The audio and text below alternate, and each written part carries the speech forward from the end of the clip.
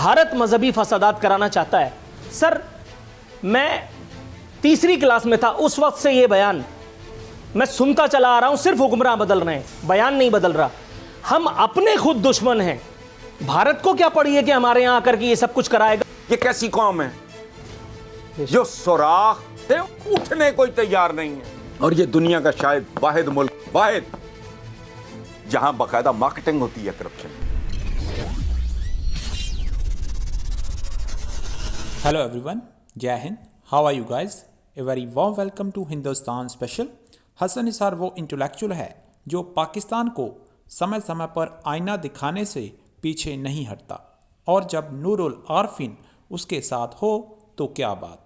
पाकिस्तान हमेशा अपने देश में होने वाली दुर्घटनाओं के लिए भारत को जिम्मेदार ठहराता है और बिना किसी सबूत के वो ये इल्ज़ाम लगाता है। नूरुल आरफीन ने ये बताया है कि हम क्यों अपनी गलतियों का सेहरा भारत पर बांध देते हैं, इससे तो हम और कमज़ोर होते जा रहे हैं। हसन निसार ने भी पाकिस्तानी कौम और पाकिस्तानी सरकार को आड़े हाथों लिया है और उन्हें ये समझाने की कोशिश की है कि अब भी संभल जाओ, तुम्हारी तबाही ज़्यादा दूर नहीं है। आज की वीडियो में नूरुल आरफीन सिद्दीकी और हसन निसार ने और क्या कहा, तो चलिए दोस्तों आज की वीडियो की तरफ चलते हैं। कल कराची में दहशतगर्दी की एक इंतहाई सफाक कार्रवाई में मारूफ आलिम दीन मौलाना आदिल खान अपने ड्राइवर समेत शहीद हो गए। बताया यह गया है कि हम कातिलों को जल्द गिरफ्तार कर लेंगे और भारत मजहबी फसादात कराना चाहता है। सर, मैं तीसरी क्लास में था उस वक्त से यह बयान मैं सुनता चला आ रहा हूं, सिर्फ हुक्मरान बदल रहे हैं, बयान नहीं बदल रहा। हम अपने खुद दुश्मन हैं। भारत को क्या पड़ी है कि हमारे यहां आकर के ये सब कुछ कराएगा, और अगर कराएगा भी तो फैसिलिटेटर्स तो मकामी हैं। हम जिन लोगों की, जिन चीज़ों की, जिन बर्बादियों की शाखें काट रहे होते हैं, उसकी जड़ों तक पहुंचते हुए क्यों मसीहा को जो है वो ख्याल नहीं आता कि ऑपरेशन टेबल पर लेटा हुआ मरीज इस वक्त किस क़यामत खेज मामलात से गुजर रहा है? सर, आपका जवाब। देखें, इसमें दो तीन बातें। पहली बात तो यह है कि आपने बड़ा खूबसूरत जुमला बोला है, मैं उसको और तरीके से बयान करता रहा हूँ। बहरहाल बहुत आई एम फैसिनेटेड, बड़ी खूबसूरत आपने बात की। दूसरी बात यह है कि मरीज़ को ये मर्ज़ किसने दिया। एक बात और आपको बताऊँ, बहुत तकलीफ़देह है, आपको अगर बर्दाश्त नहीं होती, आपकी पॉलिसी के ख़िलाफ़ हो तो आप इसको सेंसर कर लेना। पाकिस्तान का अलमिया ये नहीं है कि इसके सिर्फ हुक्मरान करप्ट हैं। अवाम और हुक्काम के दरमियान करप्शन का मुकाबला है। बाट सही नहीं है, तोल सही नहीं है, मिलावट है, झूठ है, बेशर्मी बेहयाई की इंतहा है।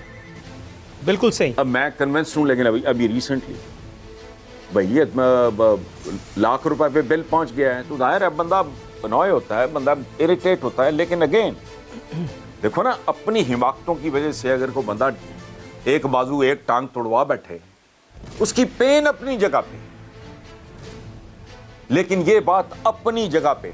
बातें तो बहुत करते हैं, जितना इंशाअल्लाह माशाअल्लाह अल्हम्दुलिल्लाह का हम विर्द करते हैं। ये करोड़ों लोग हर रोज अस्सलाम वालेकुम की सूरत में अपना नूरुल आरफीन एक दूसरे पे हम सलामतियां भेजते हैं। मुल्क में सलामती नाम की चीज कोई नहीं। वजह क्या है? जो अमलन जो करना चाहिए वो तो हम में से कोई भी करने को तैयार नहीं। फरमाया था हुजूर ने कि मोमिन एक सुराख से 2 बार नहीं डसा जाता। बेशक। ये कैसी कौम है जो सुराख से उठने कोई तैयार नहीं है, सांप डसे जा रहे हैं।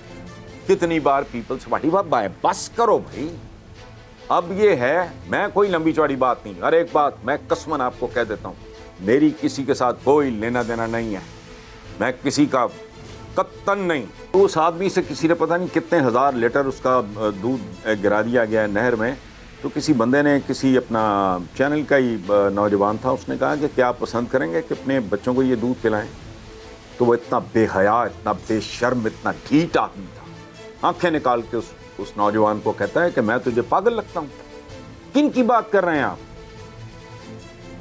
ये हुक्मरान कर रहे हैं 2-2 साल जो बच्चियों का हवाला दिया। बचपन से पढ़ते आए कि वो जाहलियत के अयाम में बच्चियों को जिंदा दफन कर देते थे। मुझे तो लगता है वो हमसे बेहतर थे। ये कौन कर रहा है? ये बतदरीज हुआ है ये। और बात सुने, जिन दो पॉलिटिकल पार्टीज को मैंने 27-28 साल इस बुरी तरह अपोज किया, उसमें मेरा मसला सिर्फ इकोनॉमी नहीं था। ये जो मैं इतनी देर से कह रहा हूं कि इस मुल्क का मसला इक्तिसादियात से भी बड़ा अखलाकियात का कहत है।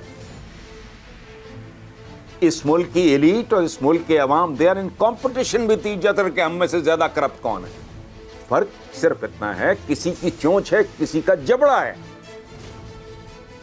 अभी मैं किसी चैनल पे देख रहा था कि पुलिस, मामूली एहलकार पुलिस, वो नाजायज तौर पे पकड़ा हुआ असला बेच रहे हैं। चंद रोज पहले एक इंडस्ट्रियलिस्ट ने मुझे एक बात बताई, मुझे आप जवाब दें, मुझे इस मुल्क का फाइनेंस मिनिस्टर है, मुझे बताए। उसने कहा ये कारोबारियों को गालियां देते हैं, उनको माफियाज कहते हैं। क्या ये जानते हैं कि अगर उसने लाख रुपया टैक्स देना है और वो फिर भी 25 दे रहा है, तो वो 75 से कई गुना ज्यादा तुम्हारे भेड़ियों को दे रहा है। इस मुल्क में बंदा कारोबार करने का सोचता है तो मीटर डाउन हो जाता है हराम का। आप कहते हो कारोबारी माफिया है, वो माफिया तो आप हो। उस बंदे ने मुझे बात बताई, उसने कहा बात सुने, पाकिस्तान के सरकारी मुलाजमीन की अक्सरियत ऑफिस काम करने नहीं दिहाड़ी लगाने जाती है। और ये दुनिया का शायद वाहिद मुल्क, वाहिद, जहां बाकायदा मार्केटिंग होती है करप्शन, इश्तिहार लगते हैं। सर आपने जुमला इस्तेमाल किया अशराफिया, आपने उससे पहले इस्तेमाल किया एक जुमला माफिया। सर मैं बहोशो हवास ये पहली हुकूमत देख रहा हूं जो खुद अशराफिया पर मबनी है, जो माफिया से खौफजदा भी है, जो माफिया को जानती भी है, जो माफिया के खिलाफ तलवार उठाते हुए भी डरती है, जिसके पास सुल्तान सलाउद्दीन अयूबी की तलवार और टीपू सुल्तान का कलेजा भी है, लेकिन उस तलवार की काट में जहांगीर तरीन जैसे अपने, उस तलवार की काट में आमिर साहब, वो उनका नाम मैं भूल गया, उनका नाम ले लेकर के मैं उनका नाम भूल गया, वो साबिक आमिर कियानी साहब, वो परवेज़ खटक साहब, वो मालम जब्बा, वो BRT, वो फलाना, वो ठिकाना, पता नहीं, मतलब I can go on and on and on. आप जो बात कह रहे हैं मैं उसको, उसकी तरदीद करने की तो बिल्कुल जिसारत कर ही नहीं सकता। लेकिन सर जब मुझे पता है कि महंगाई हो रही है और इतनी हो चुकी है कि अब नाकाबिले बयान है, और उसके बाद मेरे मुल्क के हुक्मरान का बयान आता है कि महंगाई के खिलाफ एक्शन कल से होगा, जबकि महीनों हो चुके हमें लुटते।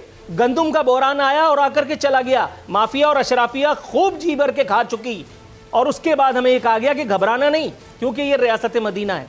सर आप जो कह रहे हैं वो सब कुछ अच्छा है, सुनने में ज़रूर अच्छा लगता है, लेकिन सर खाली पेट आपकी बातों पर यकीन करना इस मुल्क के एक आम आदमी की बस में है नहीं। उसके लिए ज़रूरी है कि या तो आप भी मुझे बनीगाला में मुक़य्यद कर दें, या मुझे भी कोई वजारत दे करके चुप करा दें, ताकि मैं भी इस बात पर उसी तरह से यकीन कर लूँ जिस तरह से काबीना में शामिल इन वज़रा की फ़ौज ज़फ़र मौज ने किया हुआ है, या वो MNAs और MPs जो मेरे प्रोग्राम में आते हैं, जिनको जब मैं छोड़ने के लिए जाता हूँ तो वो मुझे ऐसी ऐसी अफलातूनी कहानियाँ सुनाते हैं कि मैं हंस हंस के बेहाल हो जाता हूँ।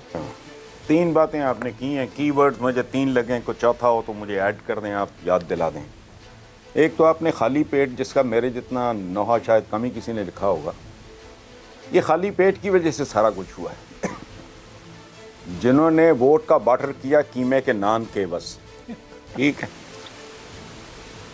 ये जो मेरी एक लॉजिक है, पुरानी है, बरसों पुरानी है, वो नई नहीं है, कि जिसके सर पे बेचारे के छत अपनी नहीं है, पाँव के नीचे ज़मीन अपनी नहीं है, उसका वोट, उसकी राय अपनी हो ही नहीं सकती। ये लॉजिकल बात सही। अच्छा, अब आए अशराफिया और माफिया की तरफ। इन 2 लानतों से जान छुड़ाने में महीने नहीं लगते, बरसों लगते हैं।